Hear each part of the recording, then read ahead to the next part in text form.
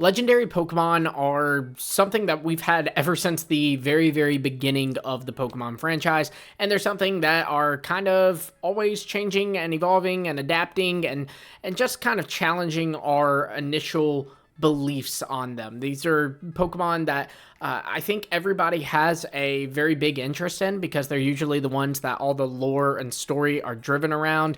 They're also said to be the most powerful, both in terms of stats, so from a competitive standpoint, but also in terms of, again, lore and like what they can do, like controlling time and space or being God, those kinds of things. Welcome back to the Lumiose Post, when we talk about all things Pokemon, and today we're going to be talking about legendary Pokemon, just kind of the inconsistencies we've gotten because of legendary Pokemon over the years. So we have to go all the way back to the beginning, right?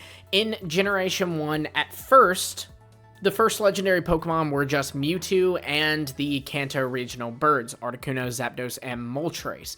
Now, this was interesting because they were classified as two different kinds of legendary Pokemon, just in the coding of the game, and then also I think it was kind of obvious to people who don't look at the coding of the game.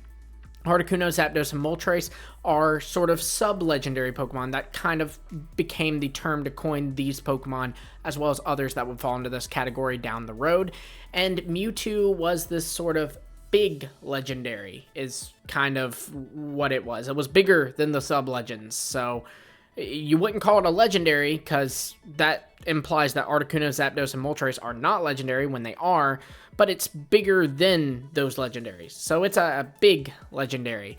And then in Gen 1, we eventually get the reveal of the Pokemon Mew. This is a Pokemon that is a mythical Pokemon, which is another classification of these legendary Pokemon. So great, we have three different classifications of legendary Pokemon: the sub-legends, Pokemon like Articuno, Zapdos, and Moltres; the big legends, Mewtwo; and mythical Pokemon with Mew. We would get additions to each of these over time, with, mythicals picking up Pokemon like Celebi, Jirachi, Deoxys, the sub-legend category picking up Pokemon like Suicune, Raikou, Entei, Latios, and the Regis, and even the big legendary Pokemon picking up Lugia and Ho-Oh, Rayquaza, Groudon, Kyogre, and eventually kind of morphing into box legendaries. This ended up being something that people would call it. However, this term is really inaccurate because, like I said, Mewtwo is a box legendary, and yet I challenge you to find me the Pokemon game that Mewtwo is on the box cover of. So it is by definition not a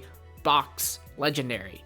But this ended up being the fan term for these. Don't know why, because again, it was inaccurate since Gen 1, but whatever, let's run with it.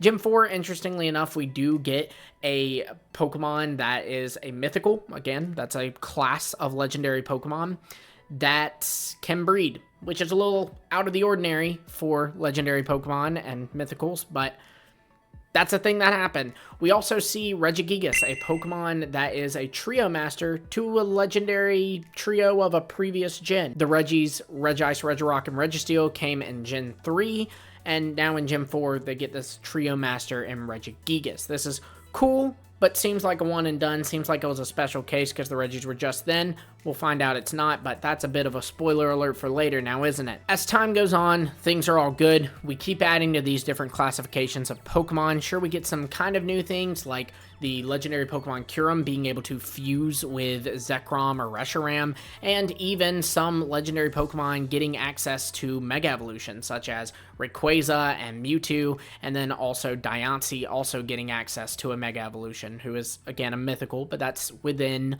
at the time at least, the classification of legendary Pokemon. Also, too, we have Kyogre and Groudon getting primal reversions. Then Gen 7 kind of challenges everything we know, which makes sense because Gen 7 was a celebratory generation for Pokemon. When Sun and Moon, the first Gen 7 games, came out, it was the 20th anniversary of the Pokemon franchise. So obviously they're going to kind of recontextualize it a little bit, and that's exactly what they did. Legendary Pokemon aren't supposed to evolve. Well, now in each of these classifications, we get a legendary Pokemon that can evolve. The sub-legends get Type Null, who evolves into Silvally. The big legends, or box legends as they're inaccurately called, gets Cosmoem, who then evolves into Lunala and Solgaleo. And the mythicals even get Meltan, who evolves into Melmetal. Now, Cosmog and Cosmoem, again, challenge that term of box legendary, because they're not on the box of a game. But they're in the same evolution line as one, so whatever. Zygarde also doesn't get his own box cover back in Gen 6, but we're assuming that there was like a scrap Z game or an X2Y2 game. There's definitely like a missing slot in the calendar, so sure, fine, whatever, I'll ignore that, but just wanted to throw it out there. Gen 7 also does introduce to us a brand new type of legendary Pokemon, and this one gets heavily debated, but it's Ultra Beast. Now, look, I have more to say on this debate because there's more to say on this debate as of pretty recently, but at the time that Ultra Beasts are introduced, they are classified in coding of the game as a sub-legendary Pokemon. So these Ultra Beasts are no different from Suicune, Raikou, Entei, Latios, Cresselia. They're classified the same. It's coding. You can't argue with coding. Now, again, there's more to say on this later, so you hold on to your pitchforks and torches. Don't use them yet, folks. Now, we do also get a Ultra Beast that is capable of evolution in Poipole and Naganadel, so this just kind of completely undoes the whole idea that Pokemon that are legendary can't evolve, because now in every classification, we have one that can. Gen 8 actually makes things even more complicated with its DLC for this whole box legendary term, as these games have DLC, and in it there is 2 expansion passes. There's the Isle of Armor and the Crown Tundra, the mascots of which are Urshifu and Calyrex. Calyrex is coded the same as Zekrom, Reshiram, Rayquaza, Groudon, Kyogre, so it's another box legendary. Yet Calyrex is not on the box of a game, and it fuses with 2 sub-legendary Pokemon, Glastrier and Spectrier. Now, you could say, okay, it's not on the box of a game, but it is on the box of a DLC. And you're right, it is. But so is Urshifu, who is classified as a sub-legend. So again, we're seeing some inconsistencies with that term. Now, we do also, interestingly enough, get a lot of changes to past generations of legendary Pokemon. The Kanto birds, all the way back in Gen 1, get regional variants, which had never been done before, and at the time of recording has not been done since. Also in Gen 8, we get some more additions, just like how we got Regigigas for the Regis. We now get more Regis, and Regidrago and Regieleki, and also the Kami Trio now becomes the Kami Quartet by adding Enamorus in Pokemon Legends Arceus. Which, speaking of Pokemon Legends Arceus, once again, another challenge to the box legendary term, because now a mythical Pokemon, which again is coded as a legendary Pokemon, it's in that classification, Arceus, is on the box of a game. It's the titular character of Pokemon Legends Arceus. So, is it a box legendary? No, it's mythical. It's coded different from the other box legendaries. This thing gets challenged in the same way the Sword and Shield DLC did with Scarlet and Violet. Scarlet and Violet gives us the DLC, the Teal Mask, and the Indigo Disc. The Indigo Discs, its mascot is Terapagos, and the Teal Mask's mascot is Ogerpon, and yet Ogerpon is classified as a sub-legendary, while Terapagos is classified the same as Zekrom, Reshiram, Kyurem, all those. But Gen 9 actually does help to clear a lot of things up. So first, while Ultra Beasts are absent from Scarlet and Violet, they do get revisited in coding. Now in coding, they have been given their own classification that is outside of the legendary umbrella term. So I think that this, combined with all the other evidence, proves that Ultra Beasts are in fact not legendary Pokemon. Maybe they were classified that way at one point, but again, this whole video just illustrates how this stuff changes over time, you know? We have legendary Pokemon suddenly being able to evolve in Gen 7. We have different classifications being added with mythicals. You have to think Mew wasn't initially there. The first thing that was revealed to the public was Articuno, Moltres, Zapdos, and Mewtwo. So you're just seeing all these changes. It makes sense that this would change too, and this feels like the right way to change it, in my opinion.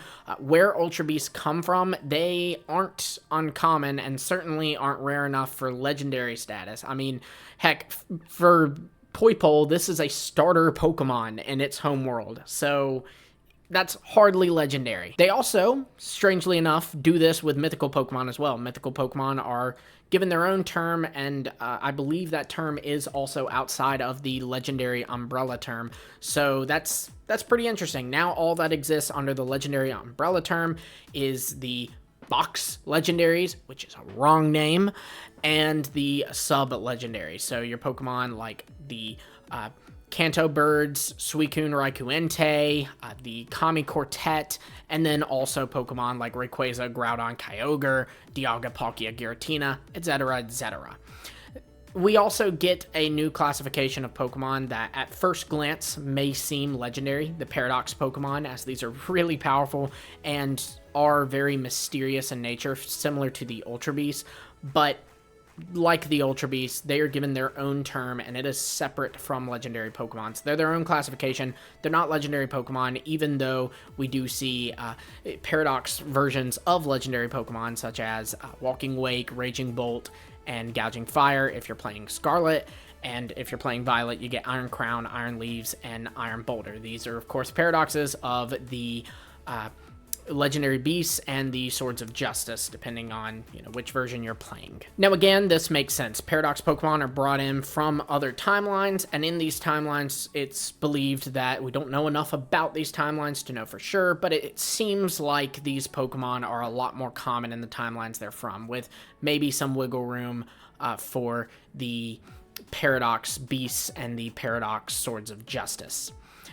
Mythicals, I think it gets its own classification separated from legendary Pokemon just to establish that they're a step above legendary Pokemon in terms of their rarity and how elusive they are, right? It's a lot easier for me to boot up my game and find a Suicune or even a Zekrom than it is for me to boot up my game and find a Volcanion. In fact, currently, at the time of recording, September 10th, 2024, it is impossible right now for me to get a Volcanion by any legal means.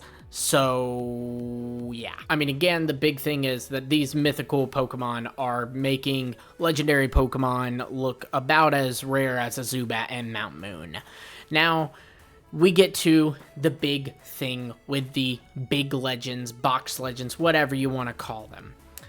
Look, at the end of the day, box legends, like I've said several times in this video, it's an incorrect term, and it has been incorrect since the very first box legend, Mewtwo. So what would you propose we call them? Well, I'm not going to propose we call them big legends, because big legends just sounds stupid, right? That sounds dumb. What I would propose we call them is a term that's accepted by an entire community within the Pokemon community, and that is restricted legendary Pokemon. This is a term used in the VGC side of things, and the reason that they're given this term is because these Pokemon are they have a limitation put on them in the competitive scene. Like, you can only use one or two of these Pokemon in any given battle, and this restricted category happens to include all the box legends. So your actual true appears on a box legends, Groudon, Kyogre, Rayquaza, etc., etc., but also includes those outliers like Terapagos, Calyrex, Cosmog, Cosmoem, Mewtwo, and Zygarde, though I suppose now that kind of is a box legend with Legends EA, at least it seems so far, so that's interesting, but again, this term just paints the perfect picture. It makes it get this whole pretty touch and a cool name, restricted legendaries. I mean, like you can think of that as like restricted access because they're so powerful, right? So overall, like I said at the very beginning of the video, legendary Pokemon are constantly changing and evolving, and GameFreak is constantly doing things with them that is challenging what we initially thought about them, and then we'll get a new idea, and then they'll challenge that idea. And I think that this is actually beautiful. I think this makes a lot of sense because legendary Pokemon are said to be the most powerful and the most rare form of Pokemon, so it makes sense that these would be the ones that we're not able to grab an answer to, and every time we think we've got an answer, Game Freak does something to tell us, nope, that's wrong, look at this though. It makes sense that these elusive mythical Pokemon are one day classified as legendary Pokemon, and one day they're just given their own separate category. I mean, you see stuff like this within the games, with researchers within the games thinking that Wiglet is a Paldean Diglett, and then all of a sudden they realize, nope, it's a new species altogether. We're doing that with legendary Pokemon as the generations go on, and I think that's really, really cool. So be sure to let me know what you think of legendary Pokemon. Who's your favorite legendary Pokemon? Make sure it's in the correct terms. It's gotta be a restricted legendary or a sub-legendary, because Mythicals, Ultra Beasts, and Paradoxes are definitively now not legendary Pokemon. So let me know in the comments below who your favorite legendary is. Be sure to check out my mythical video, because I did a whole video on the inconsistencies of mythical Pokemon over time. You should absolutely check that out. Like, subscribe, hit the bell for notifications so you don't miss all our future videos. Got another video planned that'll be focused around legendary Pokemon, specifically that restricted group in the future. You don't want to miss that. So again, like, subscribe, and hit the bell. Until next time, I'll see all of you later.